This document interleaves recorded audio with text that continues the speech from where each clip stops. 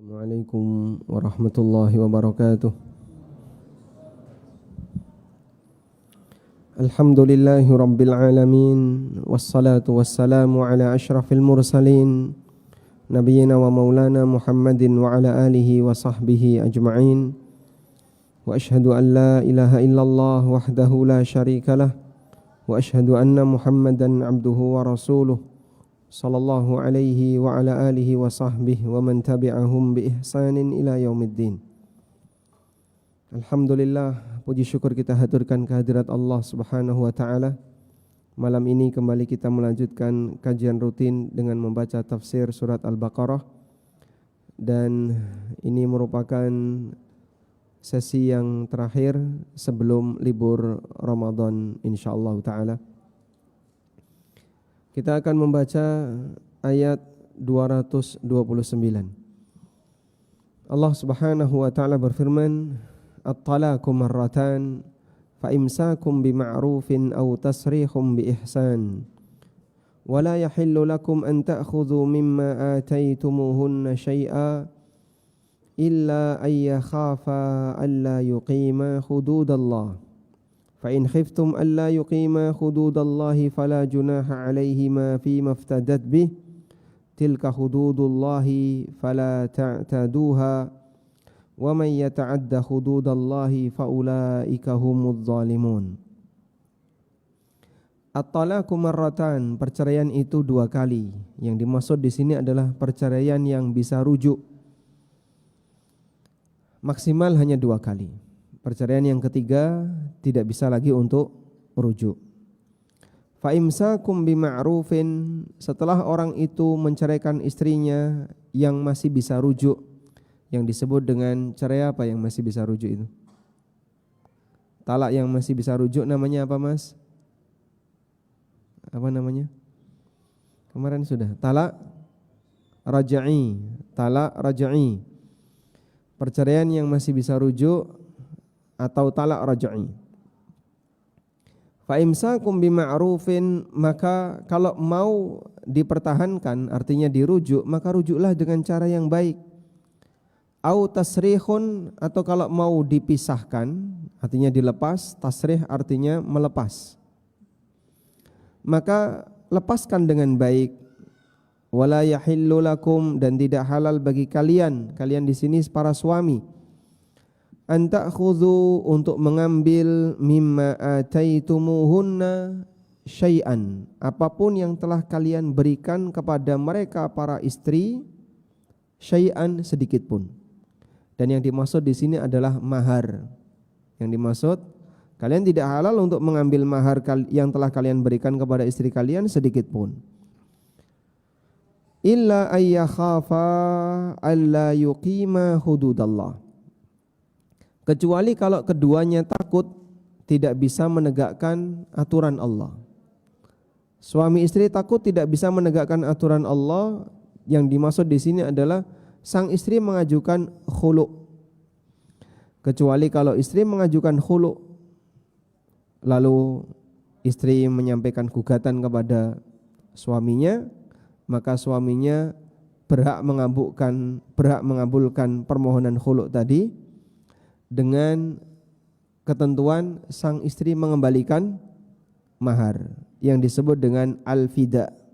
Yang disebut dengan al-fida, tebusan. Mahar dikembalikan, itu namanya al-fida, tebusan.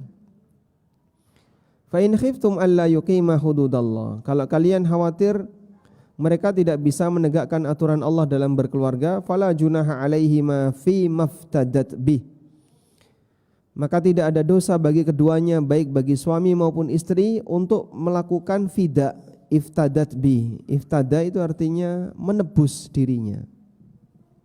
Tilka hududullah, itulah peraturan Allah. Fala ta'taduha, maka janganlah kalian melampaui batas dari peraturan ini. Wa may yata'adda hududallahi faulaika humudz zalimun. Siapa yang melanggar peraturan Allah, maka dia orang zalim. Misalnya ya, antum membaca terjemahan dari ayat ini, baca aja terjemahannya. Bisa enggak mengambil kesimpulan fikih darinya? Kadang kesulitan. Itulah bukti bahwasanya tafsir itu terkadang butuh disiplin ilmu yang lain untuk bisa melengkapi pembahasannya. Sehingga kalau kita nggak paham tentang masalah fikih talak, tidak paham tentang masalah fikih rujuk, tidak paham tentang khulu', maka kita akan kesulitan untuk memahami ayat ini walaupun kita baca terjemahannya. Baik. Di dua pertemuan sebelum ini saya sudah menyampaikan atau kita sudah membahas tentang pengantar fikih talak, macam-macam talak, kemudian apalagi bagaimana talak itu terjadi, kemudian ada tentang masalah khulu' dan seterusnya. Tayyib. Kita ulang sejenak ya. Perpisahan suami istri itu ada dari 3 arah. Ada dari 3 arah. Ada dari arah suami, ada dari arah istri, ada dari pihak pengadilan. Suami, istri atau pengadilan. Perpisahan yang terjadi yang muncul dari arah suami namanya apa? Talak. Dan talak ini ada batasnya, yang bisa rujuk cuma 2 kali. Perpisahan dari arah istri namanya khulu'. Bentuknya istri mengajukan, lalu diterima oleh suami. Yang ketiga, perpisahan dari pihak pengadilan namanya fasakh. Sehingga pengadilan memberikan keputusan ini terjadi cerai. Baik. Selanjutnya, berkaitan dengan talak ada kesempatan untuk rujuk. Kalau khulu' dan fasakh tidak ada. Nah, terus nggak bisa balik lagi dong Pak. Bisa balik lagi tapi melalui akad nikah yang baru. Bedanya apa antara rujuk dengan akad nikah yang baru? Kalau rujuk nggak perlu saksi, tidak perlu ada wali, tidak perlu ada mahar, tidak perlu ada walimah. Karena rujuk itu mengikat kembali ikatan pernikahan yang sebelumnya sempat diputuskan, tapi dalam rentang waktu masa iddah mereka masih dikasih masa toleransi. Sehingga rujuk hanya berlaku saat masa iddah masih belum habis, saat masa iddah masih ada. Dengan dijatuhkannya kalimat cerai, maka tidak otomatis selesai hubungan suami istri. Si laki-laki masih suami, si perempuan masih istri selama berapa lama? Selama masa iddah. Makanya ketika seorang lelaki menyatakan kepada istrinya, aku ceraikan kamu, pagi hari dia bilang seperti itu, malam harinya tidur bareng boleh enggak? Boleh, karena mereka masih suami istri. Mereka masih suami istri, mereka masih boleh tinggal bersama, lihat aurat enggak masalah. Karena sejak dijatuhkan cerai itu tidak otomatis selesai status mereka sebagai suami dan istri selama masa iddah. Dan kemarin sudah kita bahas itu, bagaimana cara ngitung masa iddah. Baik, ini penting enggak bagi mahasiswa? Enggak penting? Atau menakutkan? Belum sudah bahas masalah perceraian. Enggak relate? Berarti ganti tema aja kita. Karena urutannya seperti ini yang kita bahas ya. Kok bukan fikih pernikahan dulu Pak Ustadz? Nah, kan kita bahas berdasarkan urutan ayat. Baik, semuanya penting. Tidak ada ilmu yang tidak penting, walaupun bisa jadi Anda menggunakannya belum saat ini, mungkin nanti. Maka tidak ada istilah ketika belajar, wah ini enggak relate, saya tinggal. Nanti selamanya enggak bisa ya. Fikih jihad itu penting enggak? Penting. Fikih tentang perbudakan, semuanya penting. Dan tidak ada yang dibuang oleh ulama dalam kitab-kitabnya, walaupun untuk saat ini belum ada. Nah, kita lanjutkan ya. Jadi rujuk itu beda dengan akad nikah. Kalau rujuk, suami yang paling berhak, walaupun istri enggak setuju, rujuk tetap bisa terjadi. Yang kedua apa tadi? Tidak perlu ada wali, tidak perlu ada saksi, tidak perlu ada mahar, tidak perlu ada akad khusus, dalam arti tidak perlu ada kesepakatan, tidak harus ada walimah, dan bisa dilakukan cuman berdua. Beda dengan akad nikah. Nah, kalau akad nikah ulang, ya perlu ada perlengkapan sebagaimana umumnya akad nikah yang kita pahami. Harus ada wali, harus ada saksi, kemudian dianjurkan mengadakan walimah, lalu ada mahar dan seterusnya. Maka antara rujuk dengan akad nikah lebih rumit mana? Lebih rumit akad nikah. Karena dalam akad nikah perlu menghadirkan banyak pihak. Kalau rujuk tidak perlu menghadirkan banyak pihak. Sehingga cerai tidak harus ada saksi, sebagaimana juga rujuk tidak harus ada saksi. Baik. Selanjutnya kita akan baca keterangan dalam tafsir Ibnu Katsir. Kata beliau, hadhil ayatul karimah rafi'atun lima kana alaihi al-amru fi ibtida'il Islam. Ayat yang mulia ini menghilangkan kondisi yang dialami oleh kaum muslimin di awal-awal dakwah Islam. Di mana dulu seseorang boleh merujuk istrinya walaupun jumlah perceraiannya berkali-kali. Wa in talaqaha mi'ata marratin, walaupun diceraikan 100 kali. Si A suami, B istri. A menceraikan istrinya, B. Begitu mendekati masa iddah mau habis, dirujuk. Cerai lagi, dirujuk lagi, cerai lagi, dirujuk lagi. Itu boleh walaupun sampai 100 kali. Itu dulu di awal Islam.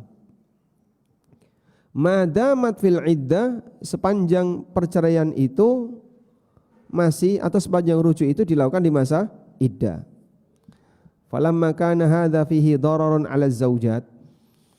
Namun ketika kondisi ini membahayakan bagi para wanita, sehingga ada sebagian di antara laki yang bersikap jahat, dia ceraikan istrinya, begitu hampir selesai masa iddah dirujuk, terus diceraikan lagi, menjalani masa iddah, begitu mau selesai masa iddah dirujuk lagi.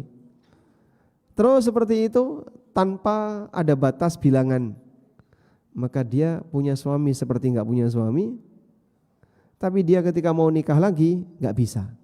Karena dia masih dalam ikatan suami yang pertama. Sehingga ini memberikan idrar, memberikan bahaya atau merugikan bagi pihak wanita. Faqassarahumullahu azza wa jalla ila thalathati talaqatin. Lalu Allah Subhanahu wa taala membatasi maksimal 3 kali cerai. Begitu sudah 3 kali cerai, maka sudah tidak bisa lagi untuk rujuk. Wa abaha raj'ata fil marrah wa thintain, dan Allah bolehkan untuk rujuk pada perceraian pertama dan perceraian kedua. Wa abanaha bil kulliyah fi tsalitsah. Begitu kalau sudah cerai 3, maka sama sekali tidak bisa rujuk, yang disebut dengan cerai bain. Faqala at-talaqu marratan. Lalu Allah berfirman, cerai itu maksimal 2 kali, yaitu cerai yang bisa rujuk.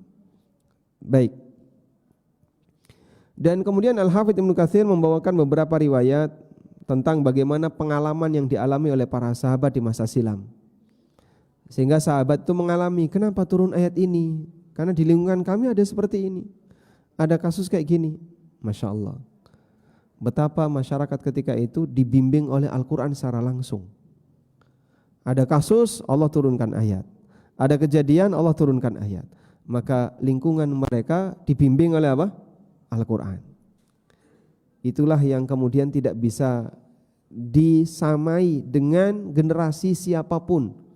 Generasi para sahabat saat mereka berjalan itu dibimbing oleh wahyu secara langsung. Sedangkan generasi setelahnya tinggal mengikuti. Kalau ada kasus yang sama, kamu gunakan penjelasan ini. Kalau ada kasus yang sama lagi, gunakan penjelasan itu. Dari situlah ada perbedaan antara kondisi para sahabat dengan kondisi generasi setelahnya. Para sahabat ada kasus dikasih jawaban Al-Quran. Generasi sekarang ada kasus dan sudah disediakan jawabannya di Al-Quran bagi mereka yang mau mempelajarinya. Baik. Al-Hafidz Ibnu Katsir juga menyebutkan keterangan yang diriwayatkan oleh Ibnu Jarir. Ibnu Jarir membawakan dengan sanadnya dari Hisham an abihi, dari ayahnya Hisham. Qala, beliau bercerita, kana ar-rajulu ahaqqu bi raj'ati imra'atihi wa in talaqaha ma syaa. Seorang lelaki itu lebih berhak untuk merujuk istrinya meskipun dia menceraikan istrinya berkali-kali sesuai yang dia inginkan. Madamat fil iddah, selama masih di masa iddah. Wa inna rajulan minal ansar ghadiba ala imra'atihi. Ada orang Ansar yang emosi sama istrinya. Faqala, lalu dia mengatakan, wallahi la awiki wa la ufarikuki. Demi Allah, aku tidak mau membersamaimu dan aku tidak mau berpisah dengan kamu. Aneh ini ya. Tidak mau bersama tapi tidak mau pisah. Qalat wa kaifa dzalik? Lalu istrinya tanya, terus gimana caranya? Kamu tidak mau berpisah dengan aku, tapi kamu tidak mau membersamai aku. Qala, lalu suaminya ini ngasih ancaman. Utallikuki fa idza dana ajaluki raja'tuki. Tsumma utallikuki fa idza dana ajaluki raja'tuki. Aku tahu caranya. Aku akan ceraikan kamu. Namun ketika sudah hampir selesai masa iddah, aku rujuk kamu. Nanti aku ceraikan lagi. Begitu mau menjelang selesai masa iddah, aku rujuk kamu. Wah, ini ancaman bagi si wanita, ketakutan dia. Fadzakarat dzalika li Rasulillah sallallahu alaihi wasallam. Akhirnya wanita ini menceritakan hal ini kepada Rasulullah sallallahu alaihi wasallam. Fa anzalallahu jalla jalaluhu, lalu Allah taala menurunkan firman-Nya, at-talaqu marratan. Bahwa perceraian yang bisa rujuk itu hanya 2 kali. Fastaqbalan nasu talaqa man kana talaqa wa man lam yakun talaqa. Ya. Maka di saat itulah orang jadi lebih waspada ketika menceraikan. Kalau dia menceraikan maka dia sudah siap dengan konsekuensinya. Baik. Selanjutnya. Wa qauluhu ta'ala fa imsakum bima'rufin aw tasrihun bi ihsan. Kalau kamu sudah menceraikan istrimu, untuk cerai 1 dan 2, kau punya 2 pilihan. Mempertahankan, berarti dengan cara rujuk, atau melepas, berarti enggak usah rujuk. Apapun pilihan itu, Allah kasih ketentuan. Fa imsakun bima'ruf. Kalau kau mau mempertahankan, maka pertahankan dengan cara ma'ruf. Artinya, jangan mempertahankan dengan niat jahat, tapi pertahankan dengan cara yang ma'ruf. Au tasrih, ataupun kalau kau mau berpisah, mau meninggalkan istrimu, tasrihun bi ihsan. Tinggalkan istrimu dengan cara yang baik. Itu pendidikan yang diberikan oleh Allah Subhanahu wa taala. Kata Al-Hafidz Ibnu Katsir, "Idza talaqtaha wahidatan aw itsnatain." Kalau kamu sudah menceraikan istrimu sekali atau 2 kali, fa anta mukhayyarun, maka kau punya pilihan fiha terhadap istrimu madamat iddatuha baqiyatan, sepanjang iddahnya masih ada, baina antaruddaha ilaika nawiyan al-islaha biha, antara kau pertahankan istrimu, kau rujuk dengan niat untuk memperbaiki hubungan, atau yang kedua wa baina an tatrukaha hatta tangqadiya iddatuha, atau kau tinggalkan sampai iddahnya selesai sehingga dia bisa nikah lagi dengan lelaki yang lain. Ali bin Abi Talha meriwayatkan dari Ibnu Abbas, beliau mengatakan, "Idza talaqa rajulun imra'atahu tatliqatain." Ketika seorang lelaki menceraikan istrinya 2 kali, falyattaqillaha fits tsalitsa. Maka bertakwalah kepada Allah untuk cerai yang ketiga. Fa imma ayyumsikaha bima'rufin fayuhsinu sahabataha. Pilihannya adalah dia pertahankan istrinya dengan cara yang baik dan dia perbaiki hubungan dia dengan istrinya. Au yusarrihuha bi ihsanin fala yadlimuha min haqqiha syai'a. Atau dia pisahkan istrinya dengan cara yang baik sehingga sang suami sama sekali tidak mendolimi istrinya. Baik. Demikian penjelasan Ibnu Abbas. Pertanyaannya, cerai itu dolim atau tidak? Tergantung apa, Pak? Tergantung kondisi. Kapan disebut dolim, kapan tidak disebut dolim?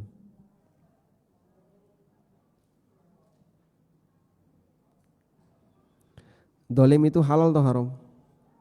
Hah? Dolim itu halal atau haram? Haram. Apa dalilnya? Fala tadlimu fihinna anfusakum. Janganlah kalian saling mendolimi diri kalian. Dalam hadis qudsi Allah Ta'ala berfirman, Ya ibadi inni haramtu zulma ala nafsi wa ja'altuhu bainakum muharraman fala tadhalamu. Wahai para hambaku, aku haramkan dolim pada diriku dan aku jadikan sikap dolim itu haram untuk dilakukan sesama kalian. Maka janganlah kalian saling mendolimi. Maka semua yang mubah tidak ada yang dolim. Begitu? Baik. Berarti poligami itu dolim nggak Pak? Hah? Tidak. Kok jawabnya kayak nggak yakin? Coba sebentar kita tanya ketua takmir, Masya Allah. Kok khusyuk itu kenapa itu? Oh, beliau sedang disenggol Pak sebelahnya Pak. Nah. Dolim atau tidak? Tidak. Kenapa tidak? Karena halal. Gak ada sesuatu yang halal statusnya dolim. Kalau itu dolim, Allah mengatakan dolim itu tidak halal bagi para hamba. Wa ja'altuhu bainakum muharraman, dan aku jadikan kedoliman itu haram bagi kalian. Fala tadzalamu, maka janganlah kalian saling mendolimi. Cerai itu halal atau haram? Hah? Halal. Berarti dolim atau tidak? Sangat dibenci oleh Allah. Kok bisa halal dibenci itu gimana? Kalau dibenci oleh Allah pasti haram. Cerai itu halal. Terlepas dari dampak buruknya. Kalau dampaknya memang tidak kita sukai. Tapi perceraian itu halal. Baik. Ayat ini menyebutkan hal itu. Kalaupun terjadi perceraian, jangan ada kedoliman. Rujuk jangan dolim, cerai jangan dolim. Sehingga boleh enggak terjadi cerai suami istri? Ya sah-sah saja, tapi jangan sampai ada kedoliman. Sehingga Allah perintahkan, fa imsakum bima'rufin au tasrihun bi ihsan. Kalau kamu mau mempertahankan istrimu, ya pertahankan dengan cara yang baik. Dan kalaupun kamu mau pisah dengan istrimu, pisah dengan cara ihsan, dengan cara yang baik. Sehingga jangan sampai terjadi kedoliman. Taib. Kata Ibnu Abbas, fala yadlimuha min haqqiha syai'a. Sehingga suami jangan mendolimi istrinya sedikit pun. Demikianlah aturan yang diberikan oleh Allah Subhanahu wa taala dalam masalah perceraian. Nah, di lanjutan ayat Allah berfirman, wala yahillu lakum an ta'khudhu mimma ataitumuhunna syai'a, dan tidak halal bagi kalian untuk mengambil apa yang telah kalian berikan kepada istri kalian sedikit pun, illa ayyakhafa alla yuqima hududallah, kecuali kalau kalian berdua merasa, mereka berdua merasa, suami istri merasa tidak bisa menegakkan aturan Allah dalam berkeluarga. Kata Al-Hafidz Ibnu Katsir, ay la yahillu lakum an tudajiruhunna wa tudayyiquhunna alaihin wa tudayyiqu alaihinna liyaftadina minkum bima a'taitumuhunna minal asdiqah au bi ba'dihi. Maksudnya adalah tidak halal bagi suami secara sengaja menyusahkan istrinya, membuat sempit istrinya, selalu menyudutkan istrinya dengan tujuan biar istrinya khulu. Kalau istrinya khulu, nanti dia akan kembalikan mahar. Maka suami dapat apa? Keuntungan. Maharnya balik. Allah katakan tidak halal seperti itu. Di ayat yang lain surat An-Nisa ayat 19 Allah berfirman, wala ta'duluhunna litadhhabu bi ba'di ma ataitumuhunna illa ayyatina bi fahishatin mubayyinah. Janganlah kalian mengadol. Mengadol itu menggantung si wanita ini diabaikan. Sehingga tidak pernah dideketin, tidak pernah diberi kecukupan nafkah batin dan seterusnya. Sampai si wanita ini merasa saya punya suami tapi seperti nggak punya suami. Mau nikah lagi nggak bisa karena masih punya ikatan dengan seorang lelaki. Tapi mau pisah, suami saya nggak mau memisahkan saya. Itu namanya apa? Aqdal. Ada ibu-ibu ya, datang bersama keluarganya ke kantor Yufid. Sudah lama itu, mungkin sekitar 2017-an. Terus beliau bilang, saya nikah dengan salah satu anggota dewan, tapi dia masuk penjara. Dan lama dia nggak pernah ngasih nafkah ke saya dan tidak ngubri saya. Sudah pokoknya ibu ini terkatung-katung dan dia menjadi istri yang kesekian, entah istri kedua atau istri ketiga. Apakah saya bisa gugat cerai? Nah, Anda punya surat nggak ketika nikah? Nggak ada. Mau gugat cerai kemana? Wong kamu nikahnya nikah siri. Nah terus caranya gimana? Ya ngajukan saja ke suami agar menceraikan. Suami nggak pernah peduli dengan itu dan nggak mau dia ngomong menceraikan saya. Nah, di penjara dia masih bisa pegang HP ya. Baik gini saja. Minta suami Anda untuk mengirim WA yang kalimatnya aku ceraikan kamu. Kalau dia mau seperti itu, maka nanti sah Anda bercerai atas dasar diceraikan oleh suami. Karena hanya dari satu jalur ini. Sebab dia tidak punya surat nikah sehingga tidak bisa mengajukan ke pengadilan. Jadi kalau sampai seperti itu dulu ya, ketika orang nikah tanpa surat, maka satu-satunya cara lewat suaminya. Pada saat negara perannya belum maksimal. Nah di saat itulah istri ingin melepaskan dirinya dengan cara, wes maharmu tak balekno. Mahar yang dulu kau kasihkan ke saya kembalikan. Nah itu kalau dilakukan dengan sengaja oleh suami, istrinya ya dibuat susah, selalu ya, dimarahi, selalu didolimi dan seterusnya. Dengan tujuan apa? Biar istri mengembalikan mahar. Ayat ini berbicara tentang itu. Tidak halal bagi kalian untuk melakukan demikian. Wa amma idza tashaqqaqaz zaujan, tapi kalau terjadi masalah antar suami istri, walam takumil mar'atu bihuquqir rajul wa abghadathu walam taqdir ala muasyaratihi faliha an taftadiya minhu bima a'taha. Kalau terjadi terjadi pertengkaran di antara suami istri dan wanita tidak bisa menunaikan hak suaminya dan sering membuat emosi suaminya, dia tidak bisa hidup bersama dengan suaminya, maka dia boleh menebus dirinya. Wala haraja 'alaiha fi badliha, tidak ada dosa bagi sang istri untuk menyerahkan mahar itu kepada suaminya, wala 'alaihi fi qabuli dzalika minha, dan suami juga tidak berdosa untuk menerima pengembalian mahar tadi. Karena ini atas permintaan istri. Walihada qala ta'ala, karena itulah Allah Ta'ala berfirman, wala yahillu lakum an ta'khudhu mimma ataitumuhunna syai'an illa ayyakhafa alla yuqima hududallah. Suami tidak boleh secara sengaja menekan istrinya sehingga istrinya nanti mau membebaskan dirinya dengan mengajukan khulu' lalu menyerahkan maharnya, kecuali dalam keadaan ketika mereka berdua berantem lalu khawatir tidak bisa hidup bersama, kemudian istri takut jangan-jangan nanti saya tidak bisa menunaikan kewajiban saya sebagai istri, ya sudah saya tak khulu' saja.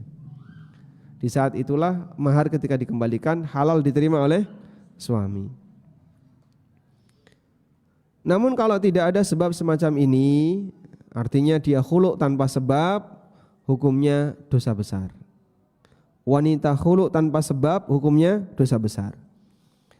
Rasulullah SAW pernah bersabda, ayyuma imra'atin sa'alat zaujaha talaqaha, wanita siapapun yang meminta suaminya untuk menceraikannya min ghairi ba'sin, tanpa sebab apapun, faharamun 'alaiha raihatul jannah, maka haram baginya untuk bisa mendapatkan aroma surga. Dalam riwayat yang lain, Nabi SAW pernah bersabda, al-mukhtali'at hunnal munafiqat. Wanita-wanita yang suka minta khulu, itu adalah wanita munafik. Disebut sebagai wanita munafik karena dia tidak bisa menjaga komitmen perjanjian antara dia dengan suaminya dengan akad pernikahan yang mereka lakukan. Dan masih banyak hadis-hadis yang semisal yang menunjukkan ancaman keras bagi wanita yang mengajukan khulu' tanpa alasan yang syar'i. Baik, insyaallah nanti kita akan bahas lanjutannya setelah mendengarkan adzan Isya. Wassallallahu ala nabiyyina Muhammadin wa ala alihi wa sahbihi wasallam.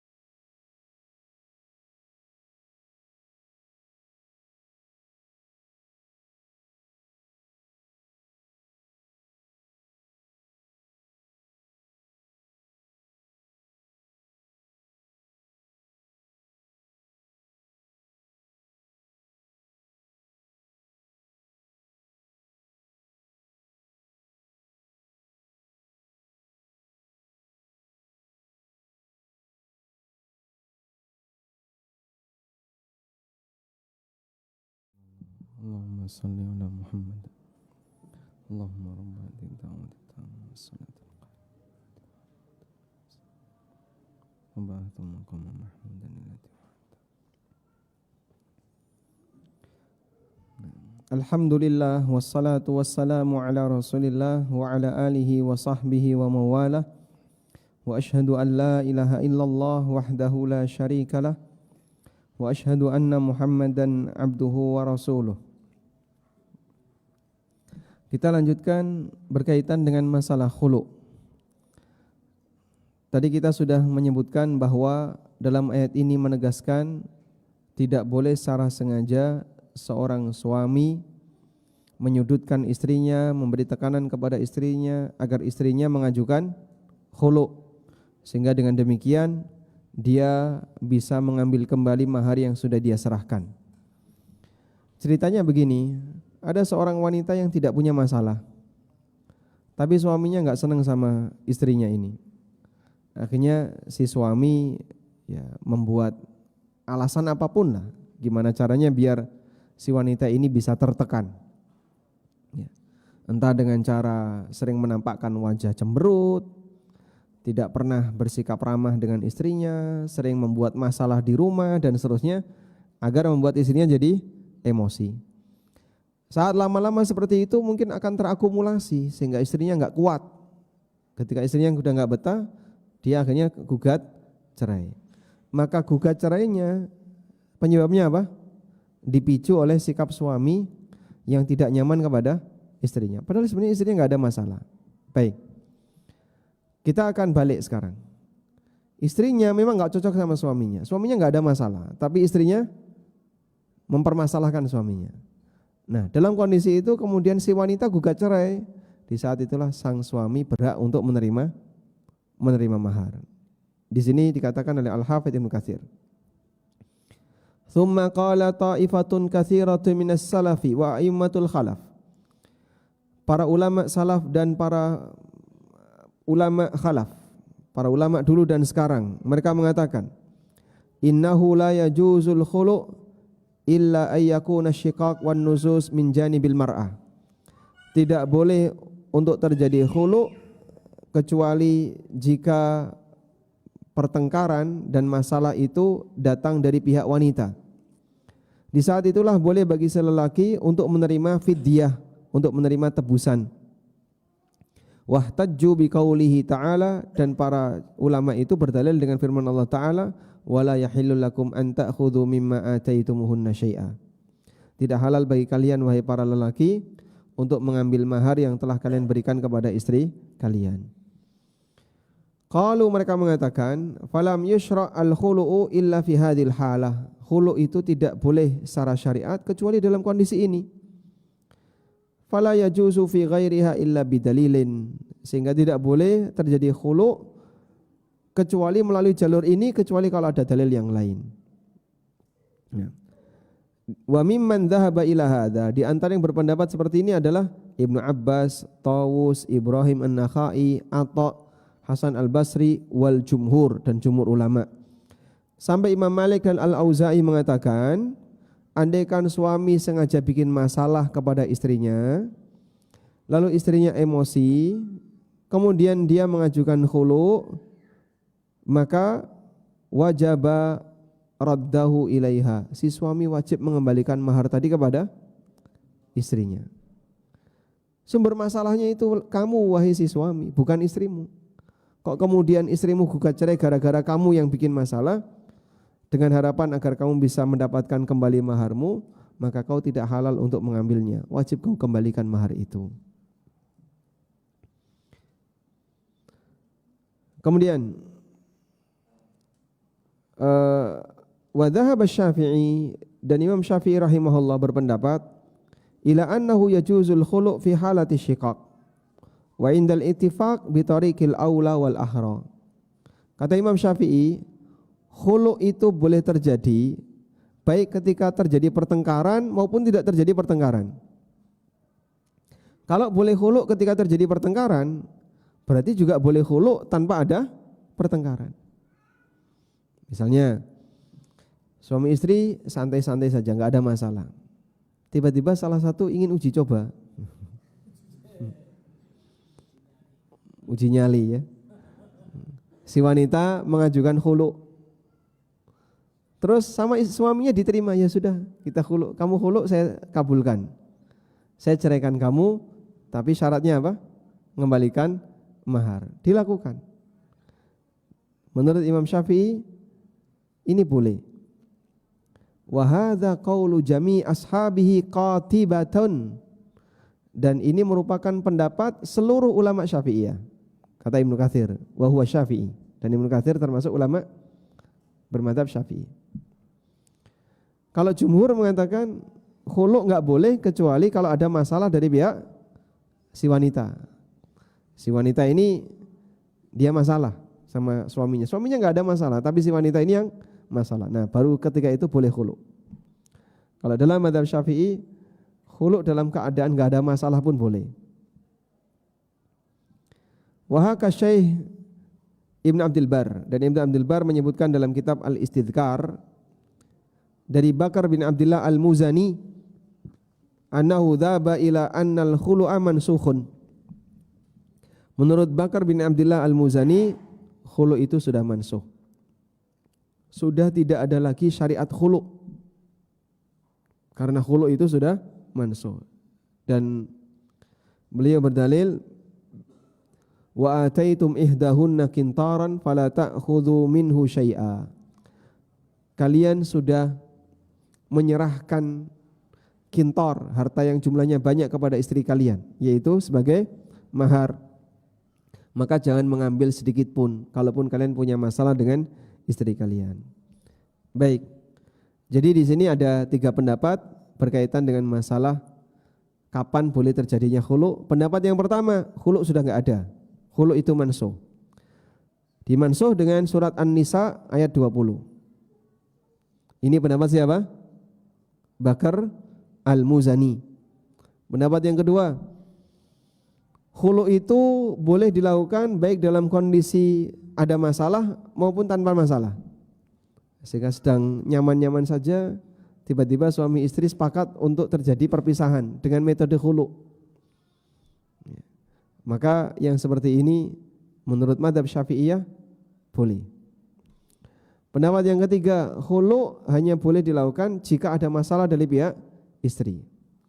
Sehingga awalnya suami tidak ada keinginan untuk melakukan apapun, dia tidak punya masalah, tapi istri yang punya masalah lalu mengajukan gugat cerai, di saat itu khulu boleh. Dan nanti suami halal untuk mendapatkan mahar. Wallahu a'lam. Baik, pembahasan yang terakhir. Bolehkah nilai tebusan dari khulu itu melebihi dari nilai mahar? Melebihi dari nilai mahar. Misalnya, maharnya 30 gram emas. Saat khulu, si wanita ini mengembalikan atas permintaan si lelaki, ya, kalau kau mau khulu, kau harus kembalikan 50 gram. Loh, tapi kan dulu maharnya 30 gram. Iya, tapi saya minta 50 gram. Karena kan dulu itu 30, sekarang jadi 50. Dia ngambil untung ya. Waqad ikhtalafal a'immah rahimahumullah. Para ulama beda pendapat. Bolehkah seorang lelaki untuk mengambil tebusan dari istrinya bi aktsara mimma a'taha, melebihi dari apa yang sudah pernah dia berikan kepada istrinya? Fadhahabal jumhur ila jawazi dzalik. Jumhur ulama membolehkan hal itu. Karena Allah Subhanahu wa taala tidak memberikan batasan. Fala junaha alaihima fi maftadat bih. Tidak ada dosa bagi suami istri terkait nilai tebusan yang diberikan oleh istri kepada suaminya. Sehingga tidak ada batasan di situ. Baik. Kemudian jumhur membawakan sebuah atau ulama membawakan riwayat yang menunjukkan bahwasanya itu boleh. Ada seorang wanita yang dia nusyuz kepada suaminya, didatangkan kepada Umar bin Khattab radhiyallahu anhu. Akhirnya setelah diadili terbukti wanita ini wanita yang jelek sikapnya jelek kepada suaminya. Maka wanita ini dipenjara oleh Umar, ditaruh di rumah yang banyak sampahnya selama 3 malam. Selesai 3 malam dipanggil, kaifa wajadti? Gimana kondisimu? Faqalat, maka si wanita ini mengatakan, ma wajadtu raihatan mundu kuntu indahu illa hadhil laila. Sejak saya berada di rumah itu, saya enggak mencium bau apapun yang nyaman kecuali sekarang. Coba ditaruh di rumah yang banyak sampahnya. Jadi baunya apa? Enggak enak. Illa hadhil laila allati habastani. Malam ini di mana kau telah memenjarakan aku. Faqala li zawjiha, lalu Umar mengatakan kepada suaminya, ikhla'ha walau min qurtiha. Sudah, terima saja khulu'nya, walaupun kamu cuman mengambil anting-antingnya saja. Cuman mengambil antingnya. Maknanya, kata Al-Hafidz Ibnu Katsir, annahu yajuzu ay ya'khudha minha kullama biyadiha min qalilin wa katsir. Si suami boleh mengambil apapun yang ada pada badan wanita ini, baik banyak maupun sedikit. Yang penting bisa menghulu atau melepaskan wanita ini dengan cara khulu. Jadi pernah terjadi seperti itu di masa Umar, dan ini menjadi landasan jumhur bahwa ketika khulu suami boleh minta tebusan lebih dari nilai mahar. Wa qala ashabu Abi Hanifah, sementara para ulama Hanafiyah mengatakan mereka merinci menjadi 2. Kalau penyebab khulu itu adalah dari pihak istri, maka boleh bagi suami untuk mengambil mahar, wala tajuzu ziyadatu alaihi, tapi tidak boleh lebih dari nilai yang diberikan. Kemudian, namun jika masalahnya datang dari pihak suami, maka dia tidak boleh mengambil mahar sedikit pun. Ini dalam mazhab Hanafiyah. Wallahu alam. Walhamdulillahirabbil alamin. Dan kesimpulannya wallahu alam, yang lebih tepat adalah suami tidak boleh mengambil yang lebih. Di antara dalilnya adalah kisah istrinya Thabit bin Qais bin Syammas. Siapa nama istrinya Thabit bin Qais? Habibah.